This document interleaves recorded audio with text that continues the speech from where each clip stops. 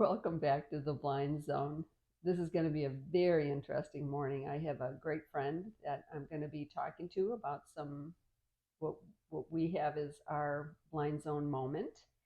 I'll introduce her in a minute, but let me explain again the disclaimer. Again, this is just entertainment, mostly my entertainment, but we are this is a safe space, a grace space. We're not going to use our words to harm, but we're going to use them to edify. So, first off, let me introduce you my very first guest to the Blind Zone. It's my very good friend, Cindy. Hello. And I'll let her tell you a little bit about herself, and then I'll discuss the topic we're gonna get to. So, Cindy, take it away. Tell me Thank you about very yourself. much. I have known Denise for, what is it now, Denise? About a year and a half. And we met because I stepped out and decided that it was time for me to get into a small group. And when I went online, I saw Denise's face and I went, I'm going to go for her because she looks like somebody that could be fun. So I took the step out of faith. And you know what? They always say, you never know what hangs in the balance. And boy, howdy, here we are.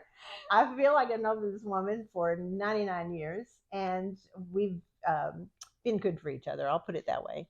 Yeah, now I have to go back and research what that picture looks like that prompted that.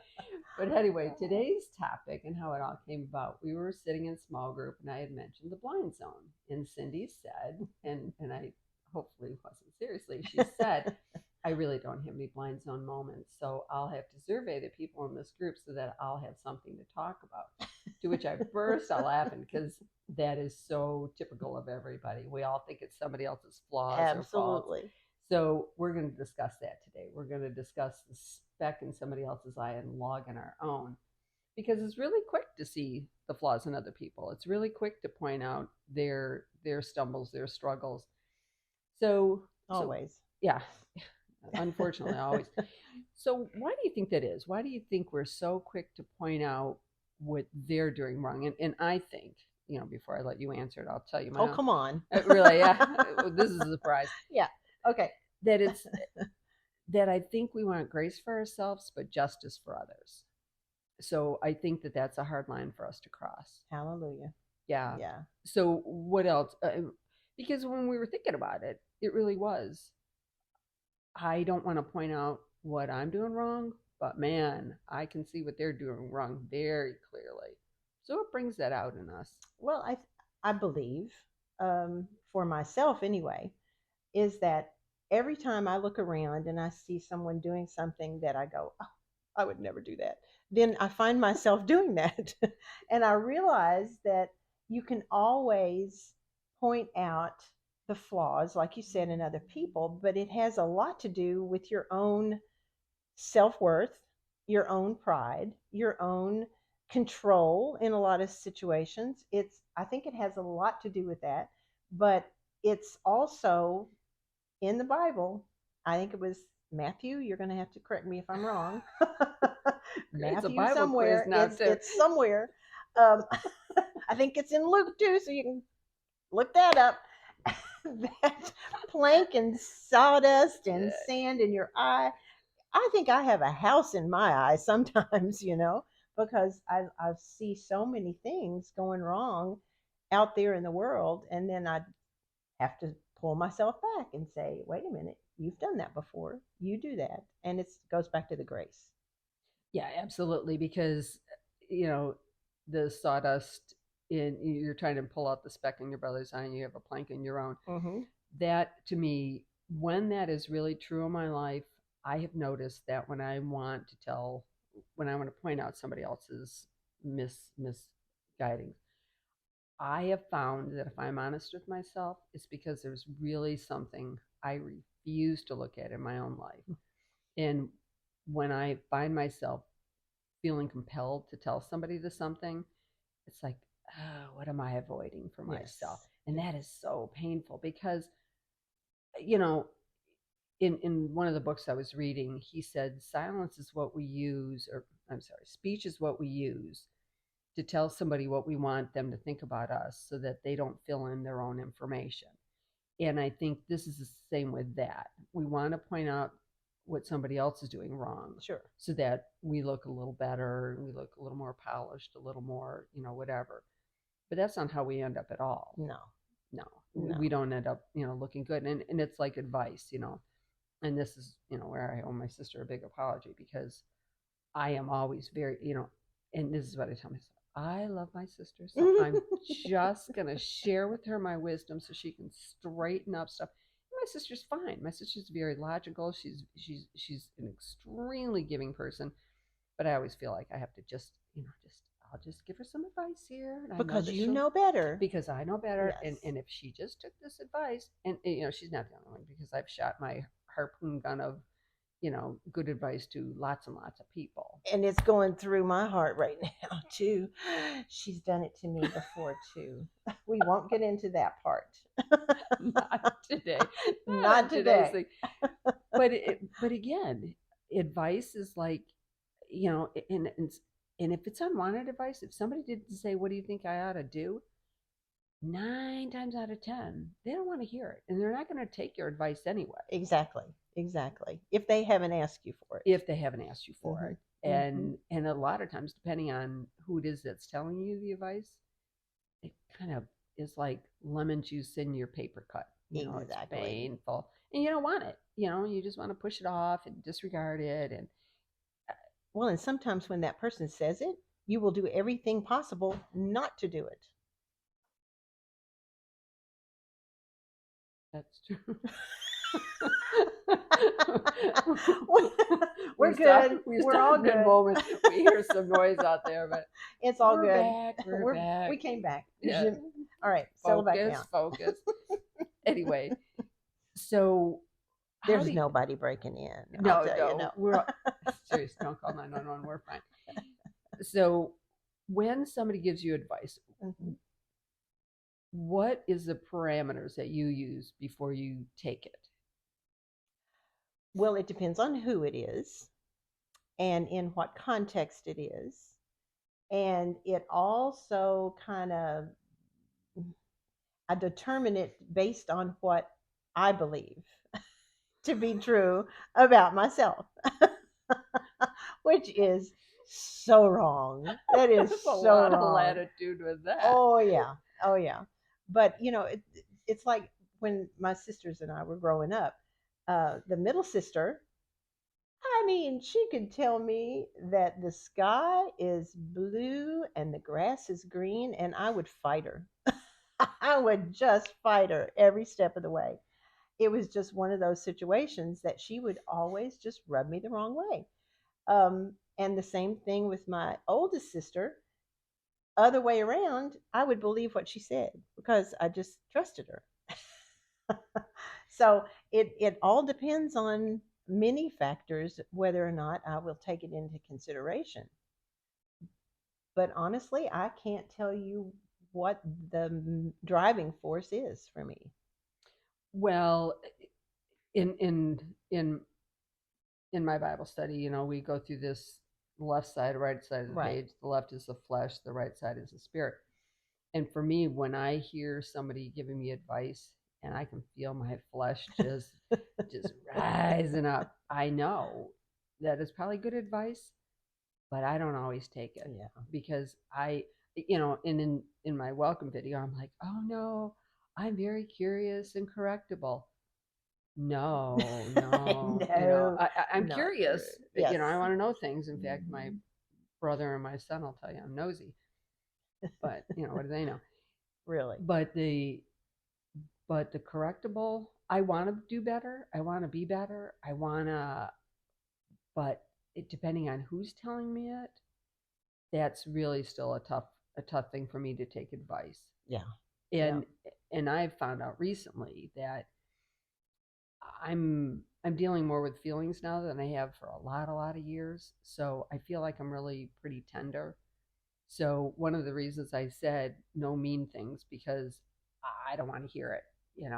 If you and I are friends and you can tell me off camera, yeah, I think you ought to do this or that. That's fine. I'll take this, corrective criticism. But if you just blindside me with it, I don't take that at all well. Yeah. I don't like feeling like my legs are being knocked out from underneath me. And maybe I need to feel more like that, because in my situation, it's hard to hurt my feelings. As a matter of fact, it's almost impossible. And I'm not sure what that is. It's probably a defense mechanism that I've put up in front of me or whatever it is. But we used to kid growing up. Our mom and dad and my two sisters and I, we would kid each other about everything. And we got pretty thick skins for that because we were never meant. They ask us not to take things so seriously. Don't take yourself so seriously. Don't take everything else to heart. It's all good, because you know who you are. You know whose you are. And you know that should be enough for almost anything. And I think that's why it could be a protection mechanism.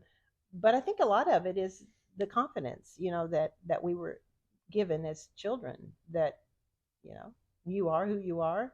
Nobody can take that away from you. Well, that's probably true because it's been a long time where I really had to put up some strong defenses, and I'm like, and I said to myself many, many times, nobody will ever hurt me like that again. Mm. And so that went up, and it's just been about the last year and a half that started to chip away, and but I like who I am. I know I'm not where I'm supposed to be. I'm not all that I'm supposed to be, but I like who I am. And thank goodness you're not where you used to be. And thank goodness I'm not where I used to be. But Uh-huh. again, where I used to be was very defense mechanism, and again, there wasn't a lot of things that hurt me. And now I find that wall is coming down. And so now I'm much easier, not to say to get offended, but I'm much more tender than I Tender. used to be. Hmm. And Maybe aware of. well, yeah, but I think I liked better when the brick wall was up because then whatever you It's did, easier. it was easier. And Hmm. whatever you said, what's that old thing? Comes back to you, sticks to you like glue or whatever Yeah, that's something is. like Yeah, something like that. that. So we Somebody won't, will won't know. yeah, we won't quote me on that, but the whole point is I think when we look at other people and we can see their flaws and we don't give them the grace that we require, and I've often said this, when you're sitting in a church and you're looking around and everybody's pretending to be all that there is, and if you knew the people that were sitting around you that had some of the social issues, the abortion, the pornography, whatever those social Hmm. constraints are, but we don't give them the latitude to open up and to allow those things Correct. because we're still pretending we don't struggle with any of Right. those issues. Right. And so I don't think we do the body of believers any good when we don't offer grace and we want justice for them and grace for Grace for ourselves. us. Right. Yeah, it's just not, I don't think it's a healthy way to live. And I don't think we're doing the body of believers. I don't think we're strengthening our position in the world of non believers either when we're so quick to point out the flaws and faults of Hmm. others. Well, and I think that that's what I appreciate about our friendship, and how we've grown through our friendship, is that we can say anything to each other, and we know that we're not doing it to hurt one another. And I wish, like you said, that the church and the folks around, that surround you in your community, were more like that. And I don't know how to get there. I don't even know if we ever will get We there might because I not. think this has been a struggle since the beginning of time, and you know because even when Jesus was walking around, the guys that were closest to him still didn't get what he was talking Didn't get about. it. So Mm-hmm. Mm-hmm. so I don't know how much better we're gonna get Oh, it. come on! I Don't you know, think we can do yeah, better? I do think we can do better, most certainly, Yeah. but again, it's the wanting to do better Yes. is the Yeah. bigger issue because I think a lot of people are content with where they are too, Oh, and most definitely. it's easier. Comfortable. Comfortable, that's it, comfortable. Mm-hmm. You're comfortable Mm-hmm. because you've done it for so long and you don't see the necessity to change anything, And why should I? It's all their fault anyway. And Right. and like I said in the welcome video, I have found, well, the Spirit revealed it to me that excuses have been the things that I've used to be the nails to shoot myself in the foot with. And I've used those excuses very, very willingly and deliberately Mm-hmm. as a Mm-hmm. way of, you know, propelling why I'm doing or not doing something. And I think this is just another example of that, that we have to decide we want to live a better, more Christ-like focused life and not look at the flaws Yes. A and more abundant life. a more abundant life. That's true. Yeah, and offer advice only when it's asked. Give grace where we could throw a rock. And I'm certainly hoping that you can do that because I don't need to do that. No. That is so much easier said than done. We should have cut the Oh, video we with should have. that. Yeah, We should have. because you have to sit up a little I stronger. know. I am certainly not going to be a part of that. So glad you need to do that. That's right. Yeah, and I'll be happy to point those things out to you as you Oh stray. yeah. So we did this 360. We came right back to, boy, I'm so glad that I don't have these problems. I'll point it out in you though. That is hilarious. So to wrap this up, I think the thing that we She can, doesn't want me to talk anymore. Oh. you know, this has all been fun, but I It think it is a is. serious thing It is a because serious thing. in the fact that when I laughed when you said it in small group, it was because I recognized that that was such a pension in myself. And Yes. again, I've noticed it. Thinking or telling people what their problems were was a bigger sign that I wasn't recognizing the ones that were staring me in the face. Right. And so the blind zone for me was both I didn't see it coming and it was right there and I refused to acknowledge Yeah. it. Yeah. Well, this has been fun. I thank you for inviting me to be the very first one. I'm so excited.